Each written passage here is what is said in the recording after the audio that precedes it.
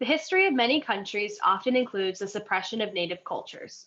Julia Leonard and Kevin Kukla went to New Zealand on a study abroad program, and part of their education focused on the culture on the native Maori people. Julia and Kevin introduce us to Maori in their native land, but also tell the story of a visit to Champlain College and a very special gift. Their story is called Carving New Paths, a Maori Story.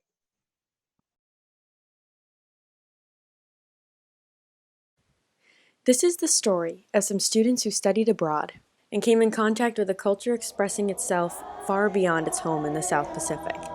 This journey starts a world away and ends up in Vermont with the unveiling of a beautiful present. But the real story is older and greater than any piece of art that can be bestowed. The name Aotearoa, which is the Maori name for New Zealand, came about when the great ancestors, when they first came to New Zealand, Kupe was the captain of one of the canoes, the first person to arrive to New Zealand. A woman on his boat looked out and saw there was a long cloud formation, and she uttered the words, He Aotearoa, a long white cloud.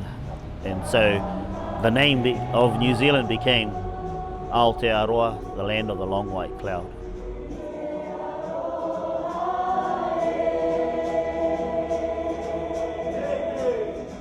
The Maori lived undisturbed in New Zealand until the 17th century, when Europeans first made landfall on the island. Suddenly, their lives were very different. The British colonized New Zealand, seizing land from the Maori and killing those who stood up to them. The Maori lived for years under British rule, forced to assimilate at the risk of losing their cultural identity. Younger generations didn't want to be Maori for fear of punishment, but in the 20th century, a movement started for the revitalization of Maori culture. My name is Jason King, and I teach Māori development, I teach Māori leadership, I teach Māori language. Being Māori means that we can say where we come from, who we are, why we are, and how we got to be here. And simply the word just means to be normal.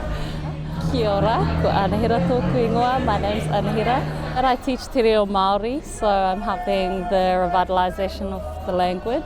A marae is like a huge complex. It includes the whare nui, what you see behind me. For me, the marae is a place for the community.